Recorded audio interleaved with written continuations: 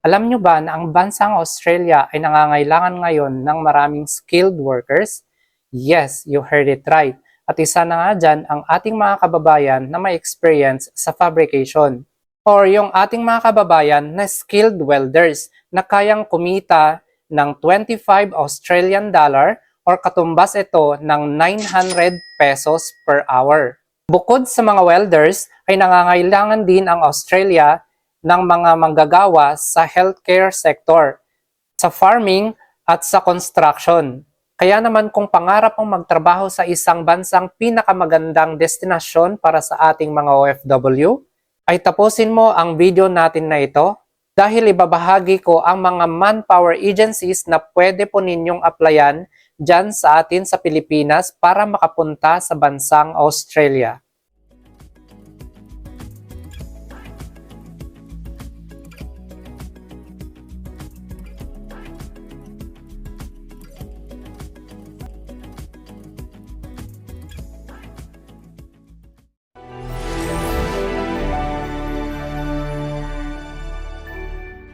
Welcome back! At ito na nga ang mga manpower agencies na pwede po ninyong applyan papunta sa bansang Australia. Number 1, Prudential Employment Agency Incorporated. Si Prudential Employment Agency Incorporated po ay nangangailangan ng mga skilled welders or fabricators. Number 2, Uniplan Overseas Employment Incorporated. Si Uniplan Overseas Incorporated naman ay nangangailangan sila ng mga kababayan natin na may experience sa farming. Number 3, HMO International Recruitment Incorporated.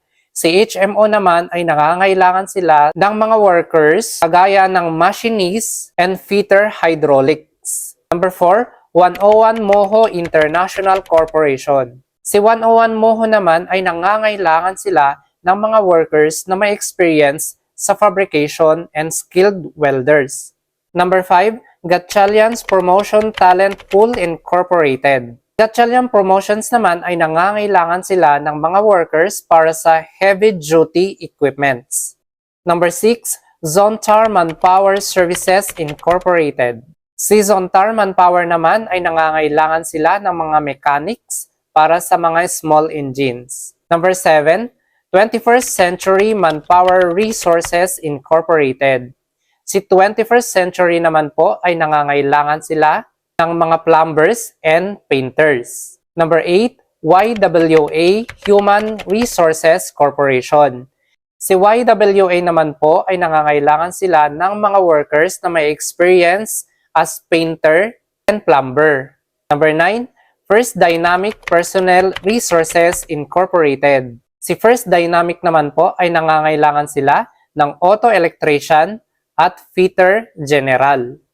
Number 10, Camox Philippines Incorporated. Si Camox Philippines naman po ay nangangailangan sila ng diesel mechanics at technicians.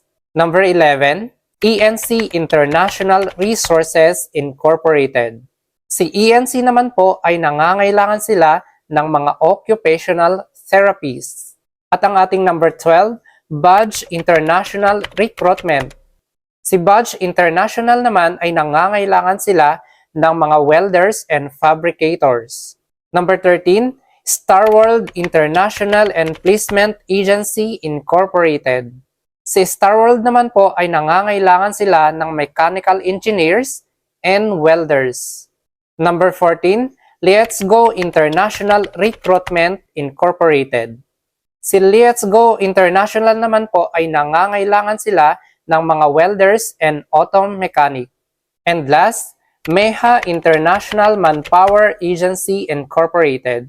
Si MEHA naman po ay nangangailangan sila ng mga dairy farmers and agricultural workers. At yan na nga ang mga manpower agencies na pwede po ninyong applyan papunta sa bansang Australia.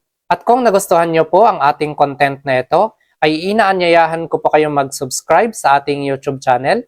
Ganon din sa ating TikTok account at ang ating Facebook page, Pinoy Abroad Official, dahil araw-araw po akong nag-update doon ng mga job vacancies na pinopost ng mga iba't ibang manpower agency dyan sa atin sa Pilipinas na pwede po ninyong applyan papunta sa iba't ibang bansa. At inaanyayahan ko po kayong mag-comment sa ating comment section kung ano po yung mga gusto ninyong topic na pag-uusapan natin para sa susunod pa nating video. At kung nasaan lugar po kayo nakatira ngayon para sa susunod na video ay mai-shoutout ko naman po kayo. Maraming salamat po at sana sa pamamagitan ng ating channel na ito ay makakatulong ako para sa inyong job hunting at pangarap na makapagtrabaho dito sa ibang bansa. Maraming salamat at kita-kits ulit tayo sa susunod nating video.